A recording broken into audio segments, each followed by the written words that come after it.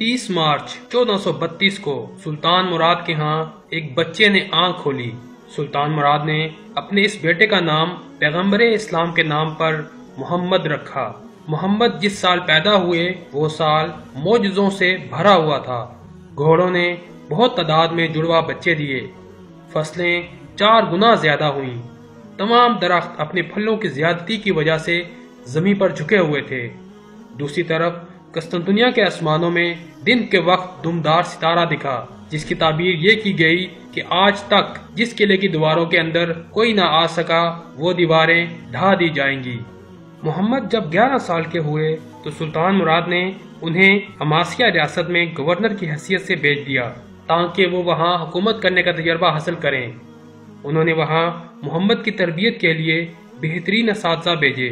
محمد ثانی نے وہاں مذہبی اور دنیاوی تعلیم کے ساتھ ساتھ ہر قسم کی تربیت حاصل کی۔ اگست 1444 میں سلطان مراد نے گوشہ نشینی کا فیصلہ کیا اور اپنے بیٹے محمد کو واپس بلا کر تخت اس کے حوالے کر دیا۔ سلطان محمد کی عمر صرف 12 سال تھی۔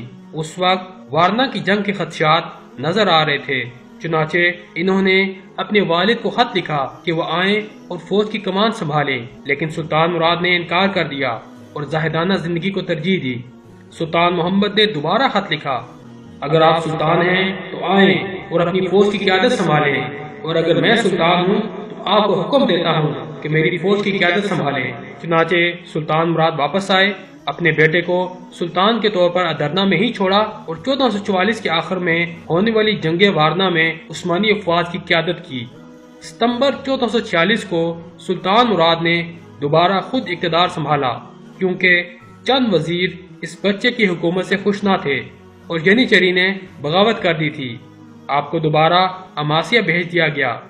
3 فروری 1451 کو سلطان مراد ثانی کی وفات کے بعد محمد ثانی سلطنت عثمانیہ کے 7ویں حکمران بنے۔ اس وقت ان کی عمر صرف 19 سال تھی۔ سلطان محمد نے تخت نشین ہوتے ہی قسطنطنیہ پر حملے کرنے کی تیاریاں شروع کر دیں۔ قسطنطنیہ ایک نہایت اہم شہر تھا، لیکن یہ شہر فتح کرنا بے حد مشکل کام تھا۔ اس کے صرف ایک طرف خشکی اور باقی 3 جانب سمندر تھا۔ زمینی افواج صرف ایک طرف سے حملہ کر سکتی تھیں، لیکن یہ حصہ کافی مضبوط تھا۔ یکے بعد دیگرے 3 دیواریں اس حصے کی حفاظت کرتی تھیں۔ اندرونی 2 دیواریں حد درجہ مضبوط تھیں۔ ہر دیوار کا درمیانی حصہ 60 فٹ کا تھا۔ بازنطینی سلطنت کی تاریخ میں قسطنطنیہ کے کم از کم 24 محاصرے ہوئے، لیکن کوئی بھی اس شہر کو فتح نہ کر سکا۔ نبی کریم حضرت محمد مصطفیٰ صلی اللہ علیہ وآلہ وسلم نے فرمایا، یقیناً تم قسطنطنیہ فتح کر لو گے۔ وہ امیر بھی کیا با کمال ہوگا، وہ لشکر بھی کیا با کمال ہوگا۔ اس حدیث مبارکہ کی وجہ سے مسلمانوں کے ہر خلیفہ سپہ سالار اور سلطان کی خواہش رہی کہ وہ قسطنطنیہ فتح کر لے اور خوش نصیب کہلائے۔ ان میں حضرت امیر معاویہ رضی اللہ تعالیٰ عنہ اور اموی خلیفہ سلیمان بن عبد الملک کے نام شامل ہیں۔ سلطنت عثمانیہ کے دور میں سب سے پہلے سلطان بایزید یلدرم اور بعد میں سلطان مراد ثانی بھی اس کا محاصرہ کر چکے تھے۔ سلطان محمد نے قسطنطنیہ پر حملے سے پہلے باقی تمام دشمنوں سے صلح کر لی تاکہ وہ سکون سے قسطنطنیہ پر توجہ دے سکے۔ سلطان محمد نے سب سے پہلے قسطنطنیہ سے تقریباً 5 میل کے فاصلے پر ایک قلعہ تعمیر کروایا۔ یہ قلعہ بایزید یلدرم کے بنوائے گئے قلعہ انازول کے بالکل سامنے تھا۔ باسفورس اب عثمانیوں کے قبضے میں تھا۔ کوئی جہاز سلطان محمد کی اجازت کے بغیر یہاں سے نہیں گزر سکتا تھا۔ ادرنا میں سلطان محمد نے 1.5 لاکھ فوج اکٹھی کی، لیکن صرف فوج کی تعداد ہی اس شہر کو حاصل نہیں کر سکتی تھی۔ قسطنطنیہ کی فتح کے لیے ضروری تھا اس کے خشکی کے علاقے کی طرف دیواروں پر تسلسل سے توپوں سے گولہ باری کی جائے۔ توپوں کا استعمال اس وقت ترک کر رہے تھے، لیکن سلطان محمد نے اربان نامی ایک عیسائی انجینئر سے ایک بہت بڑی شاندار توپ بنوائی جس کے گولے کا قطر 2.5 فٹ تھا۔ اس کے علاوہ انہوں نے چھوٹی توپیں بھی بنوائیں جو تیزی سے گولے برسا سکتی تھیں۔ قسطنطنیہ کے سمندر والے حصوں سے شہر پر حملہ آور ہونے کے لیے سلطان محمد نے 180 جہازوں کا بیڑا بھی تیار کروایا۔ 2 سال تک آپ محاصرے کی تیاریوں میں حد درجہ مصروف رہے۔ قسطنطنیہ کے حکمران شہنشاہ قسطنطین نے یورپین حکمرانوں کو مدد کے لیے خط لکھے، لیکن یونانی پادریوں کی مداخلت سے اسے زیادہ مدد نصیب نہ ہو سکی۔ جنیوا کا ایک کمانڈر گیوانی جسنیانی 2 جنگی جہازوں اور 700 منتخب سپاہیوں کے ہمراہ قسطنطین کی مدد کو پہنچا اور صرف 3000 یونانی فوجی اس کی مدد کو آئے۔ 6 اپریل 1453 سلطان محمد نے قسطنطنیہ کا محاصرہ کر لیا۔ ابتدا میں سلطان محمد کی فوج کو کافی نقصان اٹھانا پڑا۔ قلعے پر حملوں کا کوئی فائدہ نہیں ہو رہا تھا، سرنگیں کھودی گئیں، لیکن قسطنطنیہ کو پتہ چل گیا اور یہ حکمت عملی بھی کامیاب نہ ہو سکی۔ سمندر کی طرف سے 5 جہاز جو کہ قسطنطنیہ کو رسد پہنچانے کی نیت سے آ رہے تھے، عثمانیوں نے ان کا راستہ روکا، لیکن وہ جہاز عثمانی بیڑوں سے بڑے تھے۔ انہوں نے گولہ باری کی جس سے عثمانی جہازوں میں کھلبلی مچ گئی اور ان جہازوں کو رستہ مل گیا، لیکن اس کے بعد مسلمانوں نے وہاں سے کوئی جہاز نہ گزرنے دیا۔ سمندر کی طرف شاخص زریں جسے گولڈن ہارن کہتے ہیں، ابنائے باسفورس کی ایک قدرتی خلیج تھی جو شہر قسطنطنیہ کے یورپی حصے کو 2 حصوں میں تقسیم کرتے ہوئے ایک قدرتی بندرگاہ بناتی ہے۔ اس گولڈن ہارن کے مقام داخلہ پر بازنطینی حکمرانوں نے ایک بہت بڑی زنجیر نصب کر رکھی تھی اور نتیجتاً وہی جہاز بندرگاہ میں داخل ہو سکتا تھا جسے وہ چاہتے تھے۔ اس وجہ سے سلطان محمد کی بحری فوج یہاں سے شہر کے بندرگاہ تک نہیں پہنچ سکتی تھی۔ سلطان محمد نے اس وقت ایک نہایت انوکھا کام کیا۔ باسفورس اور بندرگاہ قسطنطنیہ کے درمیان 3 کلومیٹر کا خشکی کا راستہ تھا، لیکن یہ ہموار نہ تھا۔ سلطان مراد نے اس پہاڑی زمین پر لکڑی کے تختوں کی ایک سڑک بنوائی اور ان تختوں کو چربی سے خوب چکنا کیا اور ایک رات کے اندر 80 بحری جہاز شہر کے اندر گولڈن ہارن میں پہنچا دیے۔ یہ حیرت انگیز کارنامہ دنیا کی تاریخ میں پہلے کبھی نہ ہوا تھا۔ اب بندرگاہ والا حصہ بھی محصور ہو گیا۔ قسطنطین کو اپنی فوج کا ایک حصہ ادھر بھی لگانا پڑا۔ خشکی کی جانب سے بھی متواتر حملے جاری رکھے گئے۔ 7 ہفتوں کی مسلسل گولہ باری سے دیوار کے کچھ حصوں میں اچھے شگاف پیدا ہوئے۔ محاصرے کو 54 دن ہو چکے تھے، جنیجری دستہ ان شگافوں سے شہر میں داخل ہو گیا۔ اس کے پیچھے عثمانی فوج داخل ہوتی گئی اور یوں 29 مئی 1453 کو یہ شہر سلطان محمد نے صرف 21 سال کی عمر میں فتح کر دکھایا۔ سلطان محمد نے فتح کے بعد بے حد سختی سے حکم دیا کہ لوگوں کی جائیدادوں کو نقصان نہ پہنچایا جائے اور نہ ہی کسی قسم کی لوٹ مار کی جائے۔ سلطان محمد نے اس وقت کے مشہور گرجے آیا صوفیہ کو مسجد میں تبدیل کروا دیا۔ 1935 میں مصطفیٰ کمال اتاترک نے اسے میوزیم بنا دیا۔ سلطان محمد کو جب علم ہوا کہ حضرت ایوب انصاری رضی اللہ تعالیٰ عنہ جنہوں نے اپنی زندگی میں اس قلعے کا حصار کرتے ہوئے جامع شہادت نوش فرمائی تھی کہاں دفن ہیں، تو سلطان نے وہاں ایک مسجد بنوائی جس کا نام جامع مسجد ابو ایوب رکھا اور مسجد کی ایک طرف آپ کا مزار بنایا گیا۔ قسطنطنیہ کا نام تبدیل کر کے اسلام بول رکھا گیا جو بدلتے ہوئے استنبول ہو گیا۔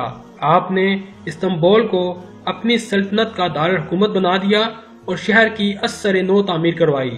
سلطان محمد کو فاتح اور کیسر روم کے القاب دیے گئے۔ فتح قسطنطنیہ کے بعد سلطان محمد رکے نہیں بلکہ 30 سالہ دور حکومت کا زیادہ تر حصہ میدان جنگ میں ہی گزارا۔ یونان اور سربیا کو اپنا باج گزار بنایا۔ اگلے سال سلطان محمد بلغراد کی طرف نکل پڑے۔ ہنگری کا شاہ اس وقت جان ہونیاڈے تھا۔ اس مارکے میں سلطان محمد زخمی ہوئے اور مسلمانوں کا کافی نقصان ہوا، اس لیے سلطان محمد کو محاصرہ اٹھانا پڑا۔ دوسری طرف ہونیاڈے بھی زخمی ہوا اور زخموں کی تاب نہ لاتے ہوئے مر گیا۔ 1459 میں سربیا کا نام و نشان مٹ گیا اور یہ عثمانی سلطنت کا ایک صوبہ بن گیا۔ 1460 میں موریا کو سلطنت کا ایک صوبہ بنا دیا گیا۔ 1462 میں بوسنیا فتح ہوا۔ اب سلطان محمد فاتح ایشیا کی طرف متوجہ ہوئے۔ کرمانیا، سنیوب اور ترابزون پر قابض ہوئے۔ موریا کے ارد گرد چند جزیرے سلطان محمد نے آسانی سے فتح کر کے سلطنت عثمانیہ میں شامل کیے۔ 1467 میں البانیہ اور پھر ہرزگوینہ فتح ہوئے۔ 1475 میں قسطنطنیہ کے بعد سلطان محمد کی ایک بڑی فتح کریمیا کی فتح تھی۔ ولاچیا نے جنگ کوسوو کے بعد عثمانیوں کے اطاعت قبول کر لی تھی۔ سلطان محمد کے دور میں اس ریاست کا امیر ولاد سوم تھا۔ اس نے سلطان محمد کے خلاف بغاوت کر دی۔ وہ بہت ظالم شخص تھا اور طرح طرح کی اذیت لوگوں کو دیتا تھا۔ وہ قتل کے نت نئے طریقے اپناتا تھا۔ اس کا پسندیدہ طریقہ جسم میں کیلیں ٹھونک کر مارنا تھا۔ لوگوں کی تڑپتی ہوئی لاشوں کو دیکھتے ہوئے اسے سکون ملتا تھا، یہاں تک کہ وہ ڈریکولا یعنی خون پینے والے ویمپائر کے نام سے مشہور ہوا۔ جب یہ داستان سلطان محمد تک پہنچی تو ایک زبردست فوج تیار کی اور ولاچیا کا رخ کیا، لیکن ولاد نے راستے میں ہی ایک وفد بھیجا اور اطاعت قبول کر لی اور سالانہ خراج دینے کی حامی بھری۔ سلطان محمد نے اس کی درخواست کو قبول کیا اور واپس چلے گئے، لیکن یہ اس کا وقتی ہیلا تھا۔ سلطان کے واپس جاتے ہی اس نے ہنگری سے مدد طلب کی، ان سے اتحاد کر کے دوبارہ وہی ظلم شروع کر دیا۔ سلطان نے اپنے نمائندے بھیجے جن کو اس نے قتل کروا دیا۔ ولاد بلغاریہ سے 25,000 بے گناہ لوگ قید کر لایا۔ سلطان نے اپنے ایلچی بھیجے کہ ان قیدیوں کو چھوڑ دو۔ اس نے ان ایلچیوں کو بھی میخیں ٹھکوا کر مروا دیا۔ اب سلطان کے پاس ولاچیا پر فوج کشی کرنے کے علاوہ کوئی چارہ نہ تھا۔ آپ نے تقریباً 1.5 لاکھ فوج جمع کی اور نکل پڑے۔ ولاچیا کے کافی قلعے فتح کر لیے، یہاں تک کہ پایا تخت بخارس پہنچ گئے اور وہاں بھی قبضہ کر لیا۔ سلطان محمد نے وہاں ان قیدیوں کے لاشیں دیکھی جن کو ولاد پکڑنے کے لیے لے آیا تھا، لیکن ولاد ہاتھ نہ آیا اور ہنگری بھاگ گیا۔ سلطان محمد نے اس کی جگہ اس کے بھائی راڈول، جس کی تربیت سلطان کے زیر نگرانی ہوئی تھی، کو حکومت سونپ دی اور ولاچیا کو باج گزار بنانے پر اکتفا کیا۔ یوں محمد فاتح نے ڈریکولا کے ظلم سے لوگوں کو نجات دلائی۔ اس مارکے کے بعد وینس کو دوبارہ فتح کر کے اپنا باج گزار بنایا گیا۔ سلطان محمد نے مسیح پاشا کی قیادت میں ایک لشکر روہوڈس بھیجا، لیکن جہاں عثمانی لشکر کو شکست کا سامنا کرنا پڑا۔ 11 اگست 1480 کو اٹلی کے ایک مشہور شہر اوٹرانٹو کو فتح کیا۔ محمد فاتح صرف اپنی فتوحات کی وجہ سے مشہور نہیں ہیں، بلکہ انتظام سلطنت اور اپنی حیرت انگیز قابلیت کے باعث بھی شہرت رکھتے ہیں۔ انہوں نے جو بھی شہر فتح کیے وہاں تعلیمی اداروں، مساجد اور مدارس کا قیام کیا، بے شمار پل، مارکیٹیں، محلات، پارک اور بازار وغیرہ بنوائے، پانی کے تمام مسائل حل کیے۔ ان کے دور میں عثمانی بندرگاہیں دنیا کی بہترین بندرگاہیں تھیں۔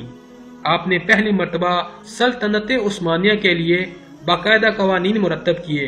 انہوں نے ہر نئے سلطان کے لیے برادر کشی کا علماء سے فتویٰ جاری کروایا، جس کے تحت تخت پر بیٹھنے والا ہر نیا جانشین دنیا کے امن و امان کی خاطر اور بغاوتوں کو ختم کرنے کے لیے اپنے بھائی کو قتل کر سکتا ہے۔ اس پر فرض ہوگا کہ وہ اس پر کاربند ہو۔ 2 مئی 1481 اس عظیم الشان سلطان کی وفات کا دن ہے۔ وفات کے وقت آپ کی عمر 49 سال تھی۔ چند تاریخ داں یہ بھی کہتے ہیں کہ انہیں زہر دیا گیا تھا۔ آپ کو استنبول میں دفن کیا گیا۔